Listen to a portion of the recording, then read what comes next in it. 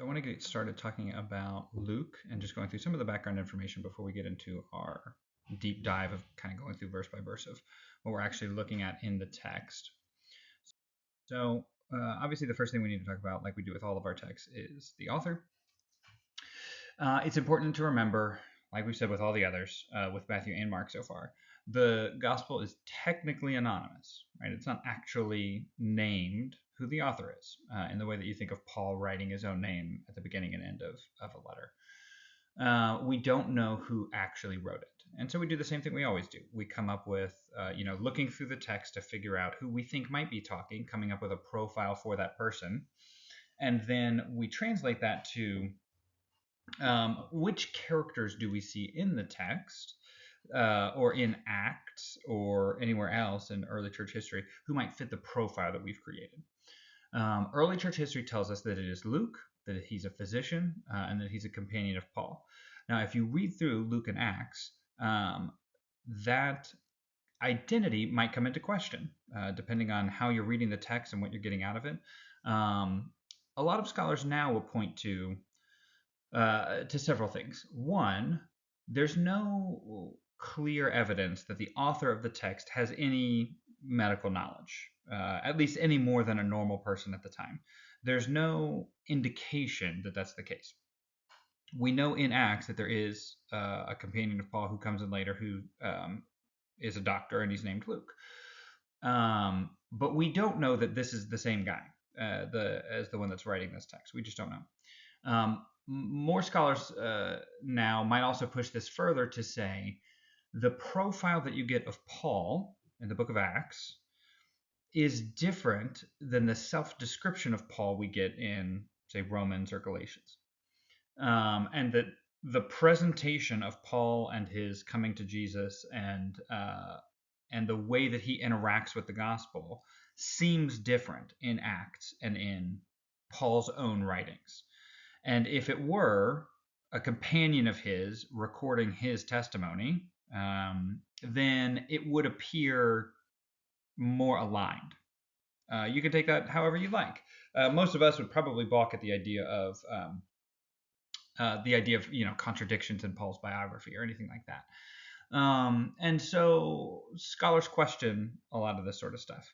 What we do see is in Luke, in the gospel, he very clearly tells us at the very beginning that he is not an eyewitness, that he did not see anything recorded in what we call the book of Luke, the third gospel.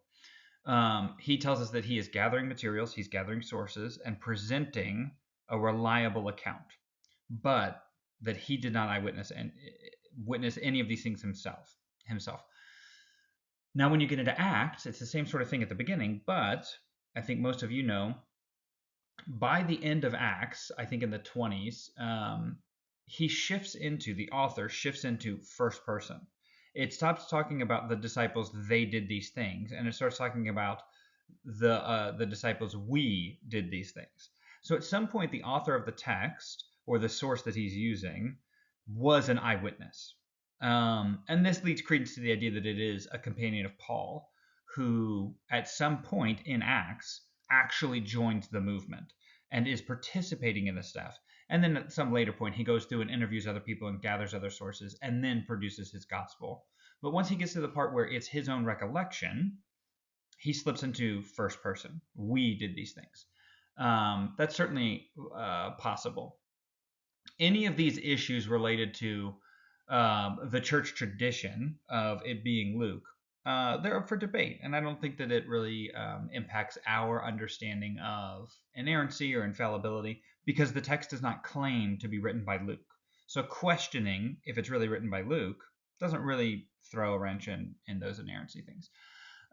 It seems like he's very well educated, given the intent of him laying out a well-ordered history, as well as the language, the syntax, the way that he's speaking.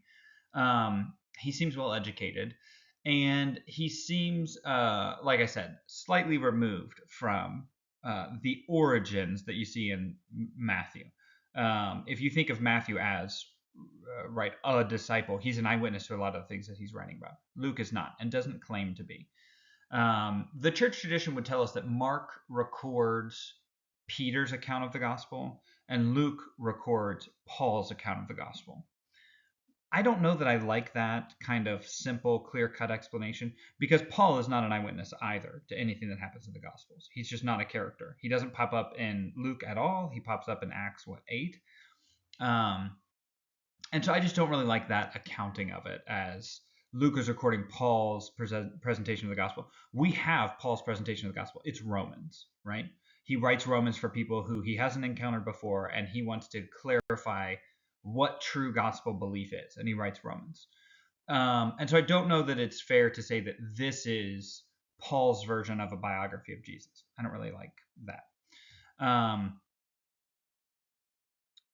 If Luke is this secondhand account, not an eyewitness, and he is using sources, then the question is, what sources is he using?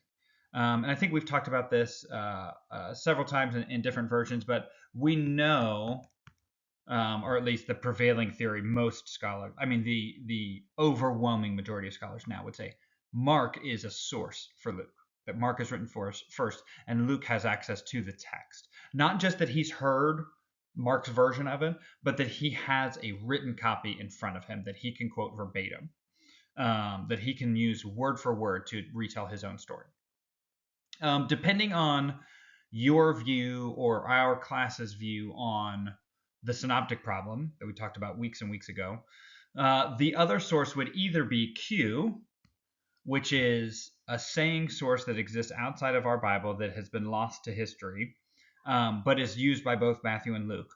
Or maybe the simpler explanation is that he's also using Matthew, that he has Mark and Matthew in front of him and is pulling and picking and choosing and reordering things in order to create his own gospel. And then the third group is unique material to Luke. We almost always call this L, as just Luke, or special Luke, the material that only he has access to. You really also have to think about, where does he get these things? Luke is big on, there's a lot of songs in Luke. And I think modern scholars, particularly of more like progressive persuasion, will look at those and say those are invented by Luke, right? The Magnificat. Mary doesn't actually sing that. That has nothing to do with her. It is exclusively Luke's authorial hand that is designing that song. I don't think any of us would go that far. But if Mary sings this song about the birth of Jesus, but also we're told frequently in the Gospels that Mary keeps these things, she keeps them secret and treasures them up in her heart and doesn't tell anybody. How is it that Luke knows them? How does Luke get this tradition? Maybe there are other sources floating around, written texts or stories floating around that become well known within the early church. Or maybe Luke is going around and doing interviews. Maybe he is in Jerusalem and in Galilee and in Bethany, and he figures out a way to sit down with Lazarus, and he figures out a way to sit down with Mary, and Mary tells him these stories. And this would be years later, right? This would be in the 50s that this is happening, that Luke hears these for the first time. And the Magnificat would have been sung in what, the tens, the zeros, the first decade of the new century. So it's unclear where he gets access to these ideas, to these stories. But he is very upfront at the beginning. I am compiling sources in order to present an accurate account for you. This is pretty typical for history for the time, the way that he's approaching it, the way that he's trying to tell the story. And you also have to remember, at the time, there's no such thing as like what we would call pure history, what we would think of as like unbiased presentation of the facts. That doesn't really happen. When you're writing a story about Julius Caesar, when you're writing a story about the Peloponnesian Wars, when you're writing any of these stories that are history, there's always an intent behind them. It's never just educational. It's never just informative.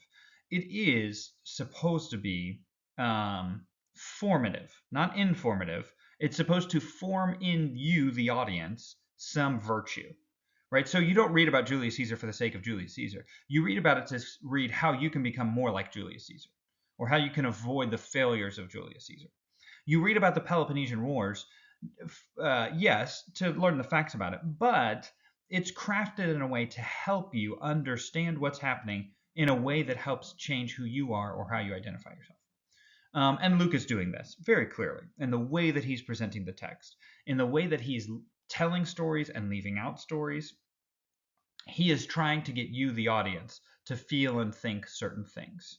Um, and that is very common. I think a lot of us view that with skepticism now, because if you picked up a modern history book and it was just so clearly biased in favor of one side or the other, or whatever it is, you wouldn't trust that source as much, I think, now. Back in Luke's time, this is par for the course. Everybody does this. There's no such thing as pure history at this point. We can talk about the date for a second. If you're going off of Mark is written first, and especially if you're going off of Matthew written first, this has to be written later. If we're putting Mark right before the destruction of the temple, we're putting Matthew, within a decade of the destruction of the temple. I think Luke comes after that also.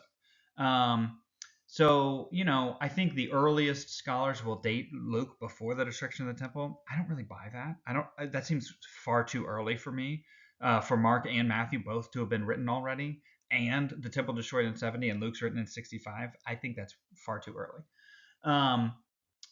I guess I've been talking about it, but we haven't actually touched on it. Luke and Acts are written by the same person. No one disputes this now. It's just accepted by everybody. The syntax and the clear grammatical connections. It identifies itself as a connection. But you really need to think of them not as two separate books, but as two volumes of the same book. Okay. And the second volume, Acts, records up to Paul being imprisoned in Rome, which we think happened around 60, 62. And so the end of Acts has to be written after that. I think it's unlikely that he writes Luke and then waits a decade to write Acts. I think in his mind, even at the beginning, he's writing these two parts, kind of hinged around the resurrection, right? One of them ends with the resurrection, one of them starts with the resurrection. And so 62 is kind of the earliest you could possibly date it. And then you've got people quoting it in the early 2nd century. And so there's a firm grasp there. But I think generally what we have been saying is that Mark, we'll put Mark, is probably around 65. I think we've generally been putting Matthew around 75. And maybe Luke here is closer to 85. And I'm okay with that. I don't really have an issue with that. I know a lot of people who will say like, oh, Acts doesn't record the death of Paul, so it had to have been written before he died, or else he would have included that. I don't buy that as a very strong argument, particularly because, Paul dies by 65, and I just don't buy a world where Matthew, Mark, and Luke are all written before 65, before the destruction of the temple. That seems far too early, and not nearly enough time for development between Matthew, Mark, and Luke. If Mark is written, you really don't have an input. Mark is the first gospel ever written, a game changer for the whole Christian community. I think when you get that, your first impulse is not immediately, I could do this better.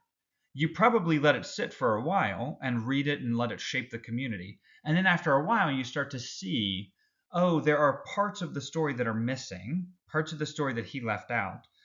And I see the way it's impacting our community, and they need more information. They're asking questions about Jesus' birth. They're asking questions about the parables. They're asking questions about whatever it is. And Matthew fills in that gap.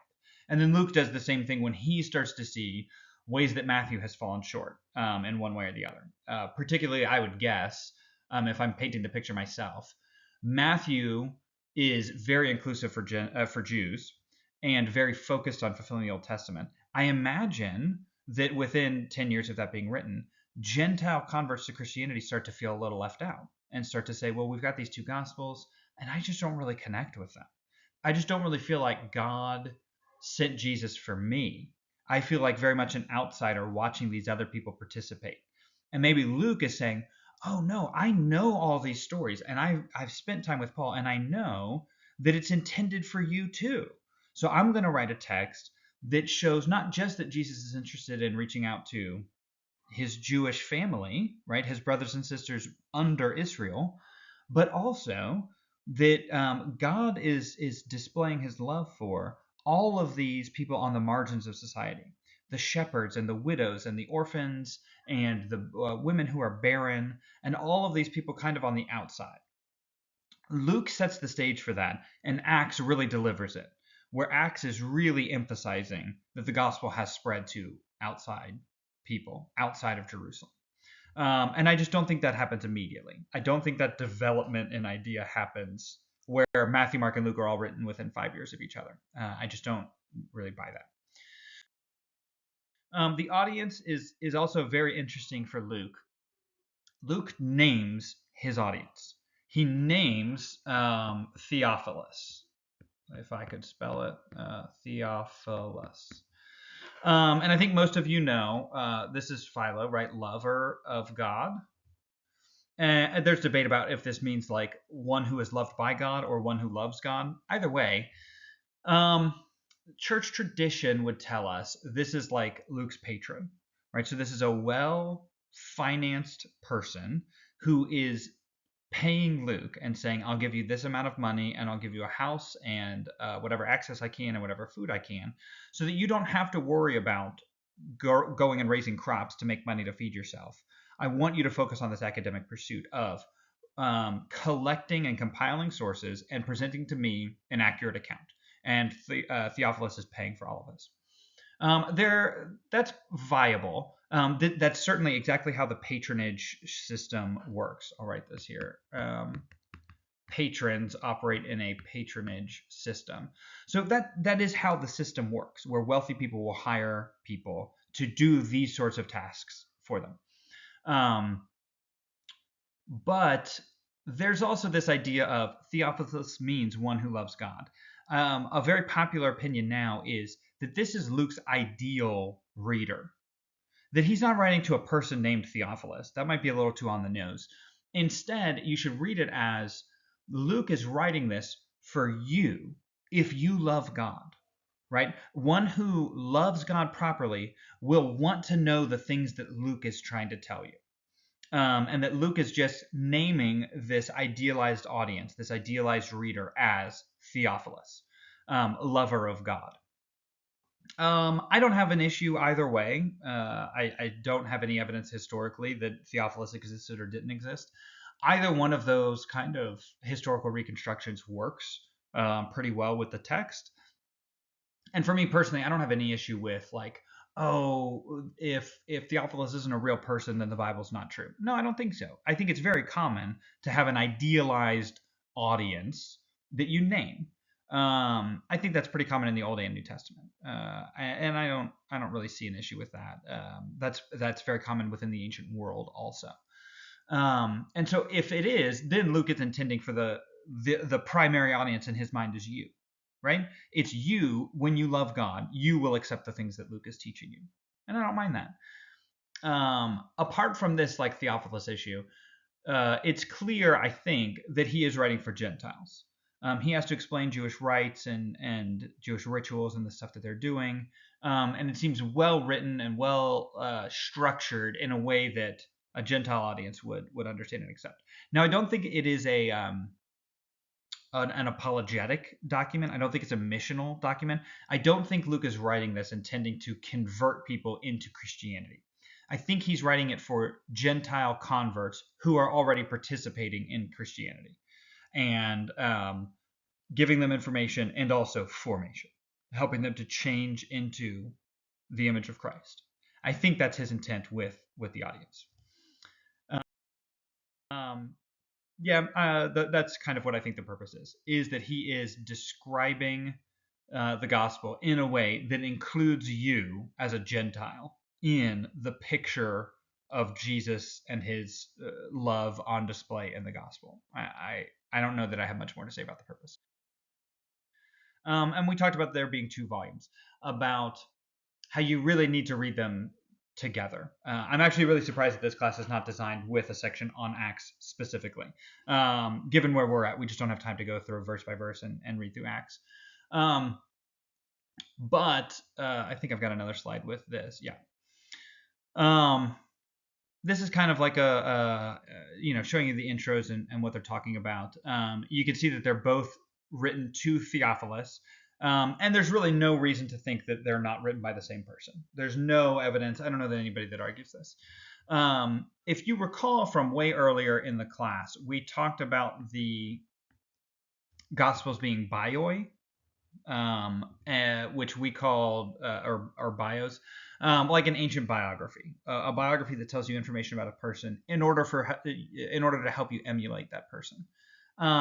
If you look at this in terms of Luke, I think Luke is writing a bio, a biography, an ancient biography of Jesus.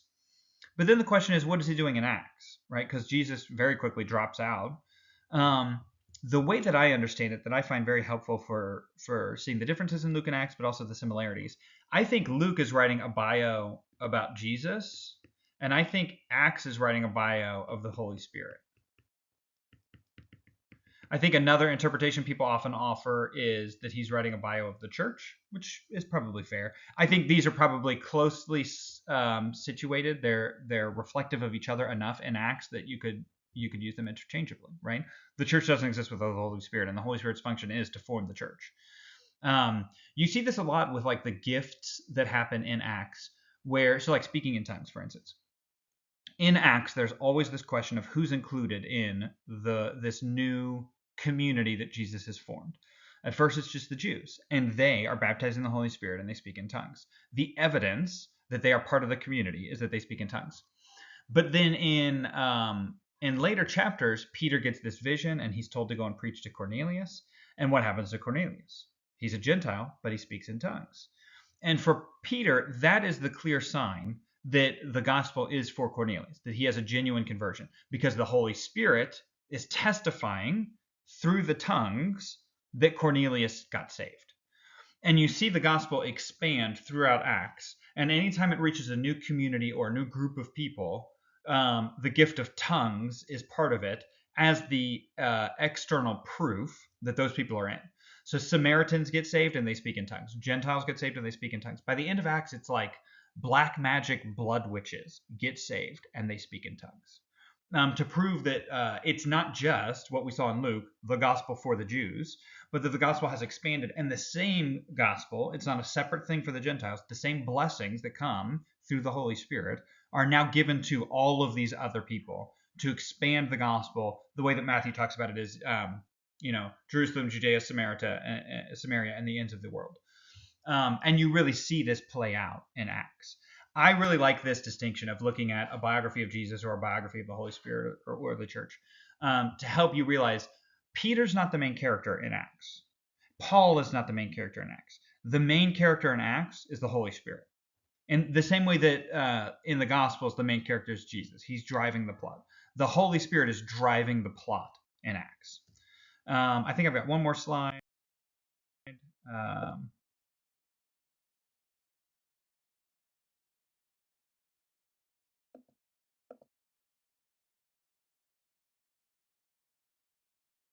least I think I do. Nope. So when we get back to class, we will go through our verse by verse cut. We'll have 2 more lessons, I think, where we can just go through Luke and dive in. Pay attention when you're reading Luke to the ways that Luke is very different. The emphasis that he places on different characters, the stories or the sayings that people have that are very different, and the teachings that Jesus has that are different. A lot of the most iconic teachings of Jesus come from Luke. Think of the prodigal son, the Good Samaritan, Lazarus at Abraham's bosom.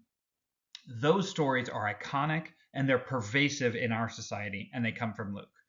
So think about those sorts of things while you're reading through, and when we get back together, we will look at those sorts of things. Write down notes so that we can ask questions and talk, and then when we get back together, we can just go verse by verse and cruise through and point out primarily the ways that the text is different. If it's a parable that we've seen in Matthew and Mark, we probably won't spend any time on it. If it's a miracle that we've seen the same story cashed out other places, we probably won't spend time on it. I would like to spend time on the places where things are happening that are very different. And if we have time left over for our last class to get into any questions or stories or things we want to talk about in Acts, we could do that as well. And I think we'll still have plenty of time to get to John by the end. So read through Luke, and we will get back together and go through verse by verse what's happening in the Gospel of Luke.